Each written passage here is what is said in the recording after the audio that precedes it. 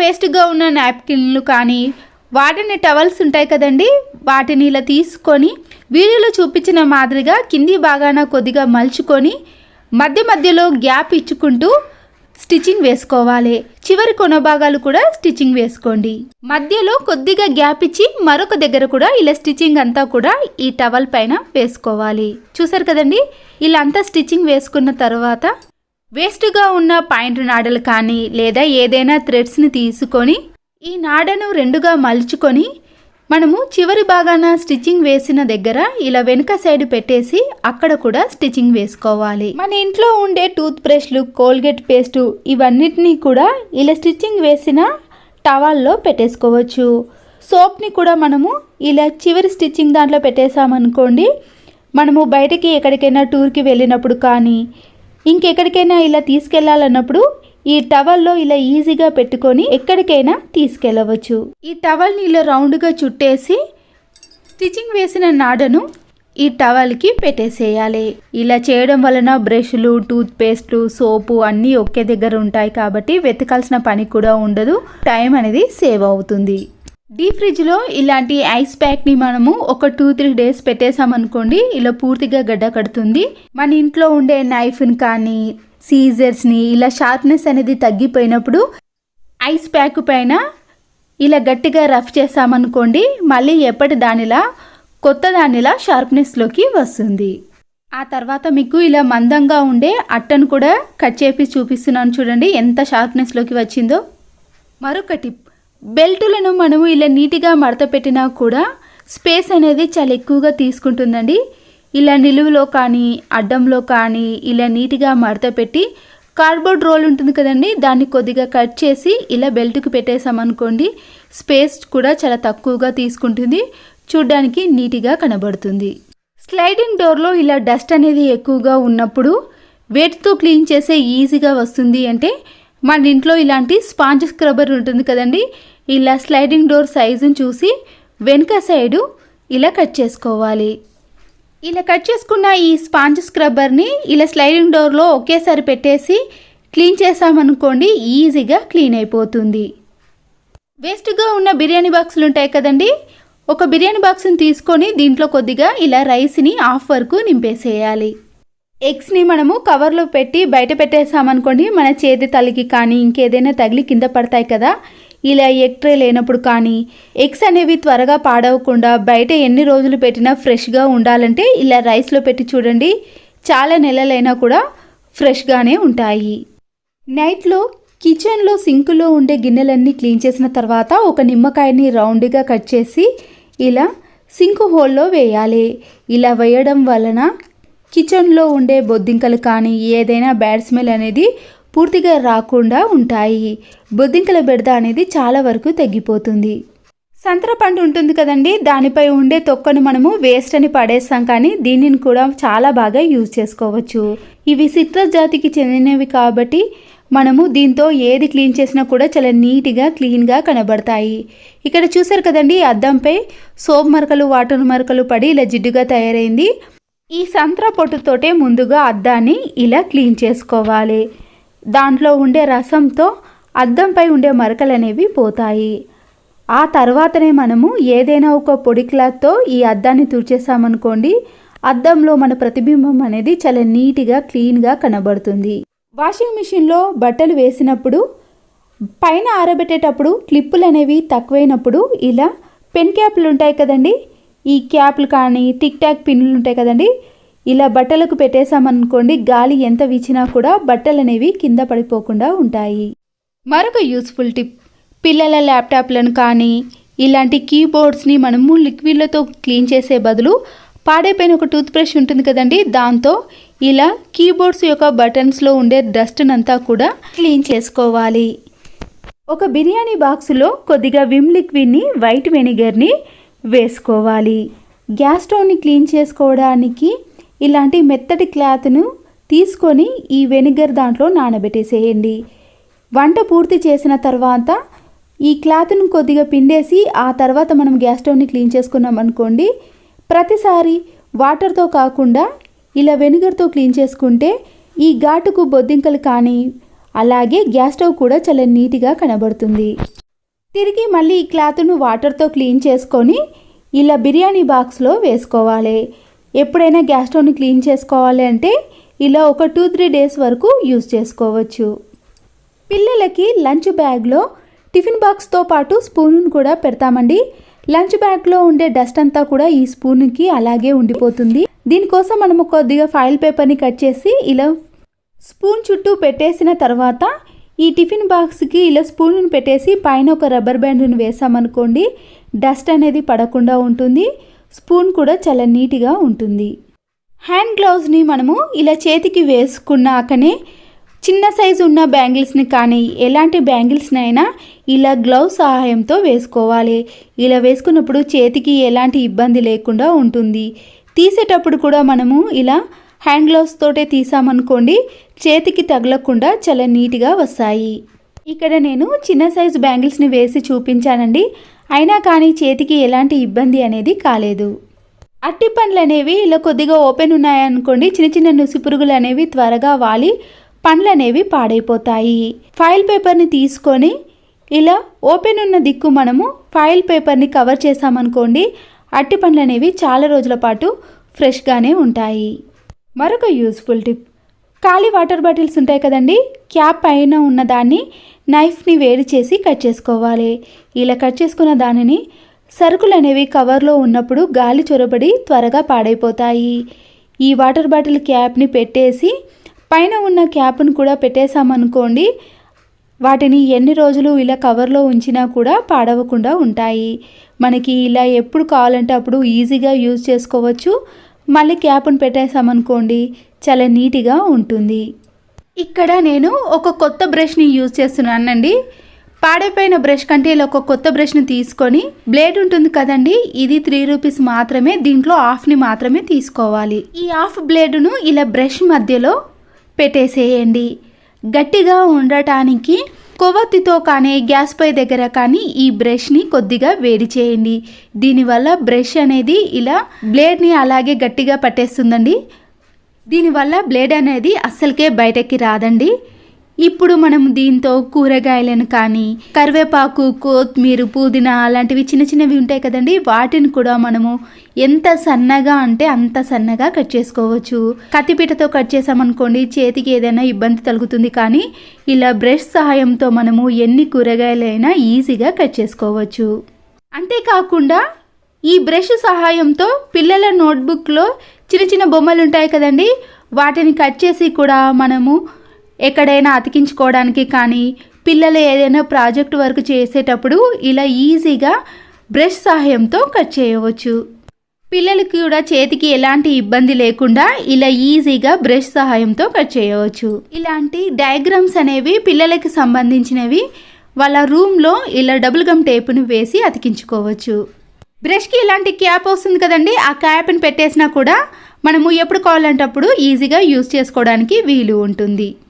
Idli batter కానీ dosa batter ఏ batter అయినా సరేనండి, మనము ఇలా రుబ్బుకున్న తర్వాత ఒక గిన్నెలోకి కానీ బాక్స్లో వేసుకుంటాం కదా, నైట్ అంతా అలాగే పెట్టడం వలన ఫార్మెంటేషన్ అనేది జరిగి ఇడ్లీ బ్యాటర్ కానీ దోశ బ్యాటర్ అనేది పులిసి పొంగిపోతుంది కదండి. అలా పులిసినప్పుడు గిన్నెలో నుంచి బయటకి రాకుండా ఉండాలి అంటే వంట నూనెను ఇలా గిన్నె మొత్తానికి కూడా పై వరకు కూడా అప్లై చేయాలి. ఇలా అప్లై చేయటం వలన పులిసినప్పుడు పొంగకుండా గిన్నె లోపట్నే ఉంటుందండి. అప్పుడు బ్యాటర్ అనేది వేస్ట్ కాకుండా ఉంటుంది.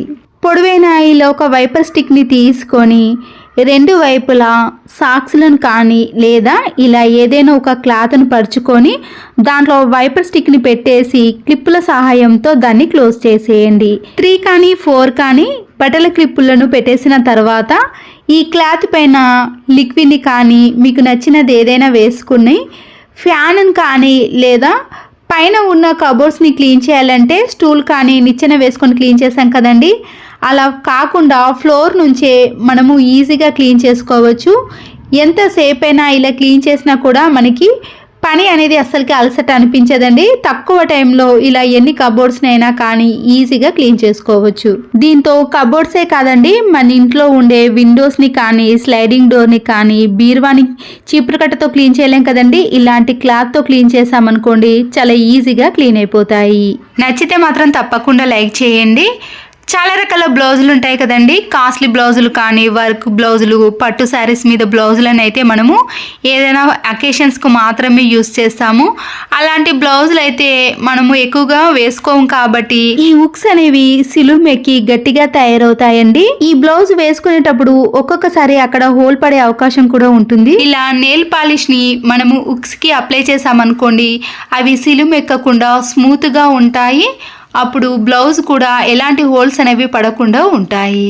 మరొక యూస్ఫుల్ టిప్, వాటర్ బాటిల్ యొక్క క్యాప్స్ కానీ లేదా పేస్ట్ మీద వచ్చే క్యాప్స్ ఏవైనా సరేనండి. ఇక్కడ నేనైతే పేస్ట్ క్యాప్ని అలాగే వాటర్ బాటిల్ క్యాప్ని తీసుకొని వేడి చేయకుండానే డైరెక్ట్గా ఇలా నైఫ్తో గట్టిగా ప్రెస్ చేసామనుకోండి, మధ్యలో చిన్న ఘాట్ అనేది వచ్చేస్తుంది. ఇలా రెండు వైపులా కూడా కట్ చేసుకోవాలి. కట్ చేసుకున్న ఈ రెండు క్యాప్ మధ్యలో మనము సెల్ ఫోన్ని పెట్టేసేయాలి. చూసారు కదండి, ఇలా సెల్ ఫోన్ ని చూడాలన్నప్పుడు ఇలా నీట్గా చూసుకోవచ్చు. కొత్త డ్రెస్సులు తీసుకున్నప్పుడు ఇలాంటి ట్యాగ్స్ వస్తాయి కదండి, వాటిని వేస్ట్ అని పడేసాం కానీ వీటిని కూడా యూజ్ చేసుకోవచ్చు. ఇలా పిన్ పంచుతో పిన్ వేసిన తర్వాత ఈ క్లాత్ ట్యాగ్ ని ఏదైనా మేకుకు కూడా వేసుకోవచ్చండి. లేదంటే వాటర్ బాటిల్ ఉంటుంది కదండి, దాన్ని రౌండ్ గా కట్ చేస్తాను. ఇలా కట్ చేసిన తర్వాత దీన్ని కూడా ఇలా రౌండ్ గా పెట్టేసి జాయిన్ చేసుకుంటున్నాను. పిన్ పంచుతో జాయిన్ చేసుకున్నాక దీన్ని హూక్ కానీ లేదా ఏదైనా మేకుకు వేసుకున్నాక మన ఇంట్లో చాలా రకాల స్పెట్స్ ఉంటాయి కదండి. కూలింగ్ స్పెట్స్ కానీ లేదా డైలీ పెట్టుకునే స్పెట్స్ అయినా సరేనండి, ఎక్కడనో పెట్టి వెతకాల్సిన పని కంటే ఇలా క్లాత్ ట్యాగ్ వేసామనుకోండి నీట్గా ఉంటాయి. ఆన్లైన్లో కానీ లేదా ఏదైనా తీసుకున్నప్పుడు ఇలాంటి కార్డ్బోర్డ్ రోల్ వస్తుంది కదండి, మధ్యలోకి కట్ చేసుకోవాలి.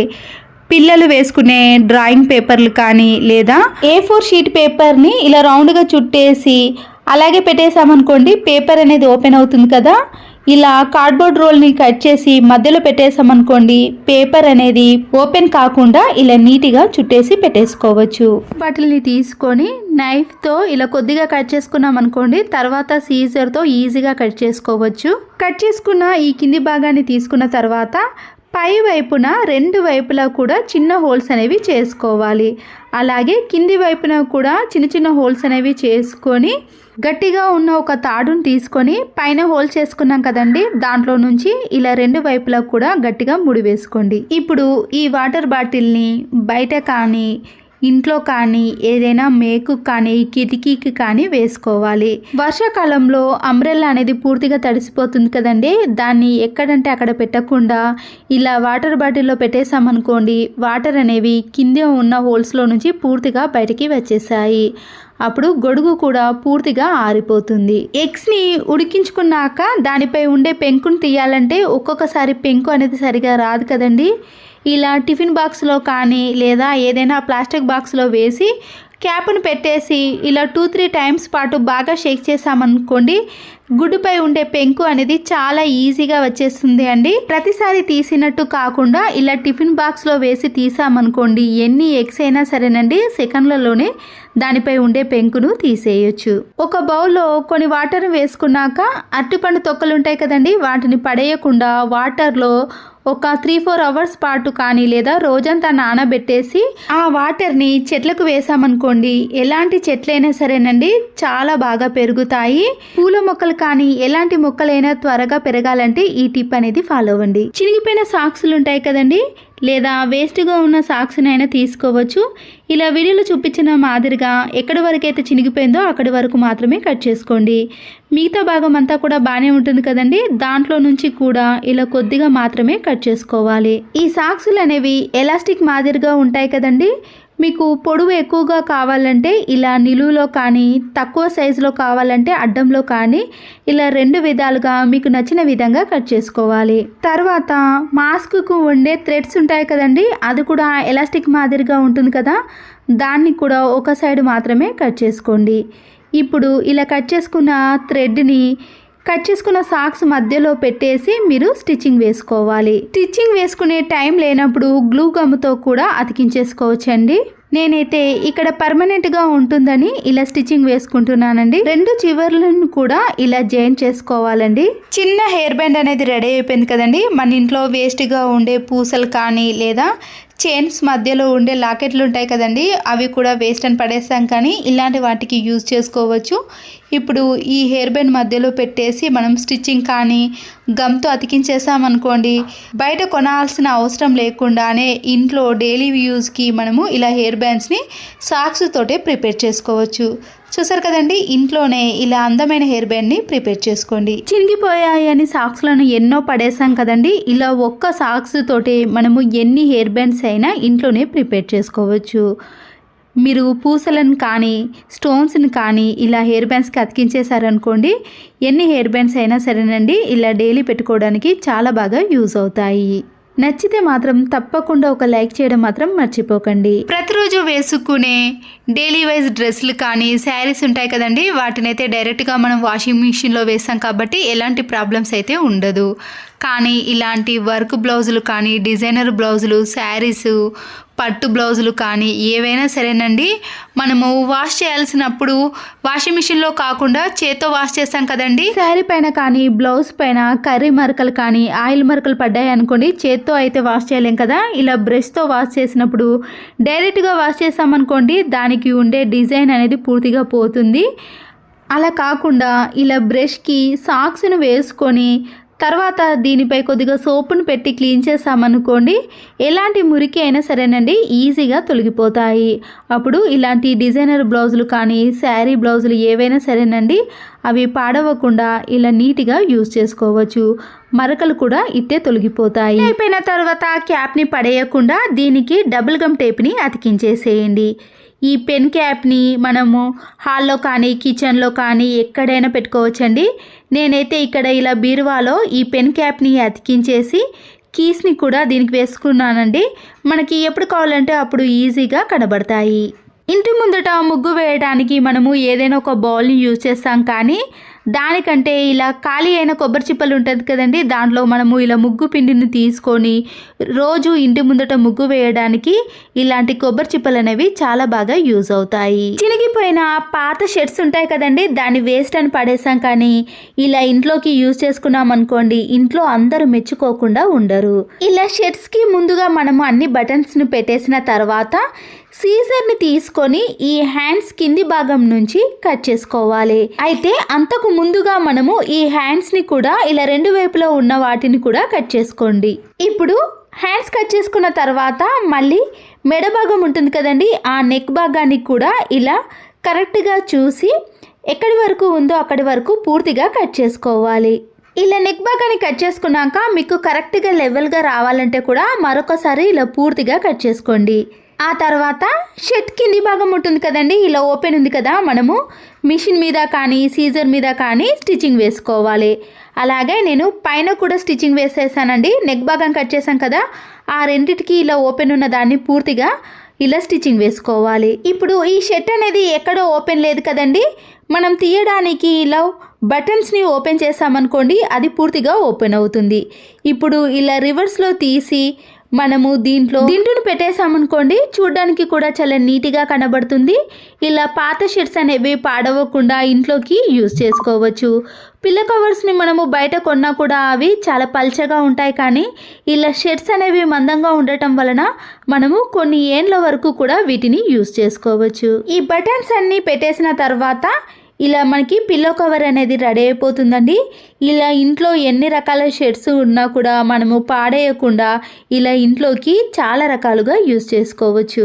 అంతే కదండి, ఈ షర్ట్ కట్ చేసినప్పుడు ఇలా హ్యాండ్స్ని కూడా కట్ చేసాం కదా, దాంట్లో ఒక హ్యాండ్ని ఇలా కట్ చేసుకొని కొబ్బరి చీపురు కట్టకు కట్ చేసుకున్న ఈ షర్టు హ్యాండ్స్ని పెట్టేసామనుకోండి, మనము పట్టుకోవడానికి చాలా గ్రిప్గా ఉంటుంది. కొబ్బరి చీపురు కట్ట మన చేతికి తగలకుండా ఇలా ఎంతసేపు క్లీన్ చేసుకున్నా కూడా మనకి చేతులు అనేవి నొప్పి పెట్టకుండా ఉంటాయి. ఇంకొక షర్ట్ హ్యాండ్ని తీసుకున్నానండి, దానికి ఇలా కింది వైపున ఓపెన్ ఉంటుంది కదా, దాన్ని ఇలా స్టిచ్చింగ్ చేసుకున్నాను. మన ఇంట్లో ఉండే అంబ్రెల్లాస్ ఉంటాయి కదండి, మనం వీటిని బయట అలాగే పెట్టేసామనుకోండి డస్ట్ పడుతుంది కదా. ఇలా మనము ఈ హ్యాండ్లో పెట్టేసుకొని పైన ఓపెన్ ఉండకుండా ఒక రబ్బర్ బ్యాండ్ను వేసుకొని ఏదైనా మేకు కానీ హ్యాంగర్కి వేసామనుకోండి, మళ్ళీ వర్షాకాలం వచ్చే వరకు కూడా ఈ అంబ్రెల్లాకు డస్ట్ పడకుండా ఇలా నీట్గా పెట్టుకోవచ్చు. స్కూల్కి వెళ్ళే పిల్లల సాక్సులు కానీ ఆఫీస్కి వెళ్ళే సాక్సులు ఉంటాయి కదండి, అన్నిటినీ మనము వాషింగ్ మిషన్లో ఒకేసారి వేసామనుకోండి వెతకాల్సిన పని కూడా ఉంటుంది కదా. కూరగాయల కానీ ఫ్రూట్స్కు వచ్చే నెట్ ఉంటుంది కదండి, దాంట్లో ఈ సాక్సులన్నిటినీ కూడా ముడివేసి మనం వాషింగ్ మిషన్లో వేసేసామనుకోండి వెతకాల్సిన పని కూడా ఉండదు. ఆరబెట్టేటప్పుడు కూడా మన పని అనేది చాలా ఈజీ అయిపోతుంది. మన ఇంట్లో ఇలాంటి ఒక దువ్వెన డబుల్ గమ్ ప్లాస్టర్ ఉంటే అయిపోతుందండి, మన పని కూడా చాలా సులువైపోతుంది. ఇలా కొద్దిగా డబుల్ గమ్ టేప్ని ఈ దువ్వెనకు ఇలా అతికించేసి మన ఇంట్లో ఉండే విండోస్ని కానీ ఎక్కడైనా వెంట్రుకలు కానీ డస్ట్ అనేది ఎక్కువగా పడినప్పుడు ఇలా దువ్వెన సహాయంతో క్లీన్ చేసుకోవచ్చు. దీనికోసం మనము ఏదైనా క్లాత్తో క్లీన్ చేసి మళ్ళీ ఆ క్లాత్ని వాష్ చేయాల్సిన పని కూడా ఉంటుంది కదా, అలాంటి పని కూడా ఏది ఉండకూడదు అంటే ఇలా దువ్వెనకి ప్లాస్టర్ వేసి విండోస్ని స్లైడింగ్ డోర్స్ని క్లీన్ చేసుకున్నాం అనుకోండి, మన పని అనేది చిటికలో అయిపోతుంది. ఇంట్లో ఎక్కడ డస్ట్ కనిపించినా కూడా ఈ టిప్ అనేది చాలా బాగా యూజ్ అవుతుంది. తర్వాత ఇవన్నీ కూడా ఇలా నీట్గా కనబడతాయి. ఇంట్లో కూల్ డ్రింక్ బాటిల్స్ చాలా ఉంటాయి కదండి, ఇలా వీడియోలో చూపించిన మాదిరిగా క్యాప్ కింది భాగం వరకు మాత్రమే కట్ చేసుకోవాలి. క్యాప్ కింది భాగాన షార్ప్గా ఉందనుకోండి, కొద్దిగా వేడి చేసామనుకోండి షార్ప్నెస్ అనేది తగ్గిపోతుంది. ఇలా మరొక క్యాప్ని తీసుకొని ఇలా కట్ చేసుకున్న బాటిల్కి పెట్టేసుకున్నాం అనుకోండి, మనకి ఒక చిన్న బాక్స్ అనేది రెడీ అయిపోతుంది. మనము ఎక్కడికైనా బయటకు వెళ్ళినప్పుడు డైరెక్ట్గా ఆ వస్తువులను పెట్టుకోకుండా మనకి ఎంత కావాలనో అంత మాత్రమే ఇలా కట్ చేసుకున్న బాక్స్లో వేసుకున్నాం అనుకోండి, మనం తీసుకెళ్ళడానికి చాలా వీలుగా ఉంటుంది. ఇలా హ్యాండ్ బ్యాగ్లో మనము ఎన్నైనా కూడా పెట్టుకోవడానికి చాలా కంఫర్ట్గా ఉంటాయి. పౌడరే కాదండి, కుంకుమ కానీ క్రీమ్స్ కానీ ఇలా మనం తయారు చేసుకున్న దాంట్లో ఎన్నైనా పెట్టుకోవచ్చు. ప్రతిరోజు వంట చేసేటప్పుడు ఇలా కూరగాయలను కట్ చేసాం కదండి, మళ్ళీ దీన్ని చీపురు కట్టతో క్లీన్ చేయాల్సిన పని కూడా ఏర్పడుతుంది. ఇలా 5 kg కవర్స్ కానీ 10 kg కవర్స్ ఉంటాయి కదండి, మనము సరుకులు తెచ్చుకున్నప్పుడు ఇలాంటి పెద్దగా ఉన్న కవర్స్ని పడేయకుండా ఇలా సీజర్తో పూర్తిగా కట్ చేసుకున్నాం అనుకోండి, ఇవి వెడల్పుగా ఓపెన్ అవుతాయి. అప్పుడు దీంట్లో మనము ప్రతిరోజు కూరగాయలను కట్ చేసేటప్పుడు ఈ కవర్ని పరుచుకొని కట్ చేసుకున్నాం అనుకోండి, వేస్టేజ్ అంతా కూడా ఈ కవర్లోనే ఉంటుంది. డైరెక్ట్గా మనము ఈ కవర్ని తీసుకెళ్ళి డస్ట్బిన్లో పడేసామనుకోండి, మళ్ళీ ఇల్లు చిమ్మే పని కూడా అస్సలకే ఉండదు. ఇంట్లో ఇలాంటి దువ్వెనలు ఉన్నప్పుడు మేకును మనము ఎక్కడైనా బిగించాలి అనుకుంటే ఇలా దువ్వెనలో ఇలా మేకును పెట్టేసి ఎక్కడైతే మేకును బిగించాలనుకుంటున్నామో ఆ ప్లేస్లో ఇలా దువ్వెన సహాయంతో మేకును బిగించవచ్చు. చేత్తో పట్టుకొని మేకును బిగించామనుకోండి అది స్లిప్ అయిపోతుంది కదా, అలా స్లిప్ కాకుండా డైరెక్ట్గా ఇలా గోడకు మేకును బిగించాలంటే ఈ టిప్ అనేది చాలా బాగా యూజ్ అవుతుంది. ఈ మేక్ కూడా లూజ్గా ఉండదండి, ఇలా టైట్గా గోడలోకి వెళ్ళిపోతుంది. ఇలాంటి గోల్డ్ రింగ్స్ని మనము లూజ్గా ఉన్నప్పుడు దారాన్ని చుట్టి ఈ రింగ్స్ని పెట్టుకుంటాం కదండి, ఆ దారం చుట్టడం అనేది ఒక పనిగా అనిపిస్తుంటుంది, టైం కూడా వేస్ట్ అయిపోతుంది. పిల్లలకైనా మనమైనా ఎక్కడికైనా ఇలాంటి రింగ్స్ని పెట్టుకునేటప్పుడు లూజ్గా ఉన్నప్పుడు వీడియోలో చూపించిన మాదిరిగా ఈ రింగ్ మధ్యలో నుంచి తీసి ముడివేయాలి. ఇలా మనకి రింగ్ సైజుని బట్టి ఎన్ని ముళ్ళైనా వేసుకున్నాం అనుకోండి, అప్పుడు రింగ్ అనేది టైట్ అయిపోతుంది. పిల్లలకి పెట్టినప్పుడు మనము భయపడుతూ ఉంటాం కదండి రింగ్ ఎక్కడ పడిపోతుందో అని, అలాంటి భయాలు లేకుండా ఇలా రబ్బర్ బ్యాండ్తో ముడివేసి పెట్టేసామనుకోండి, రింగు లూజ్ ఉన్నా టైట్ ఉన్నా కానీ ఎవరైనా తీసినా కానీ అంత ఈజీగా రాకుండా ఇలా టైట్గా వేలికే ఉండిపోతుంది. ముందుగా వేలికి రింగును పెట్టకుండా ఈ రబ్బర్ బ్యాండ్ను వేసిన తర్వాత అప్పుడు రింగును పెట్టేసుకోవాలి. ఈ రబ్బర్ బ్యాండ్ కనబడుతుంది అనుకున్న వాళ్ళు ఇలా సైడ్కి అటువేలికి మధ్యలో కానీ ఇటువేలు సైడ్కి పెట్టేసామనుకోండి, ఈ రబ్బర్ బ్యాండ్ కూడా కనపడకుండా నీట్గా ఉంటుంది. ఈ టిప్ నచ్చిందా అండి? నచ్చితే మాత్రం లైక్ చేయడం మర్చిపోకండి. మరొక యూస్ఫుల్ టిప్ని కూడా చూసేయండి. ఫోన్ పౌచ్ అనేది చాలా రోజులు అలాగే పెట్టేసామనుకోండి, ఇలా మన చేతి వేళ్ళు కానీ పిల్లల అచ్చులు అనేవి అలాగే ఉండిపోతాయి. కొద్దిగా వైట్ వెనిగర్ని వేసి ఏదైనా ఒక క్లాత్తో తుడిచేసామనుకోండి, ఫోన్ పౌచ్ అనేది చాలా నీట్గా క్లీన్గా ఉంటుంది. దానిపై పడ్డ డస్ట్ అనేది ఫోన్లోకి వెళ్ళిపోకుండా ఇలా అప్పుడప్పుడు మనము ఫోన్ పౌచ్ని కూడా నీట్గా క్లీన్ చేసుకోవాలి. వాషింగ్ మిషన్లో ఇలాంటి స్కూల్ యూనిఫామ్స్ కానీ తెల్ల బట్టలు పిల్లల డ్రెస్సులు ఏవైనా వేసినా కానీ అంత త్వరగా మురికి అనేది పోదండి. మళ్ళీ వాటి చేత్తో కానీ లేదా మనము బ్రష్తో వాష్ చేయాల్సిన పని కూడా ఉంటుంది కదా.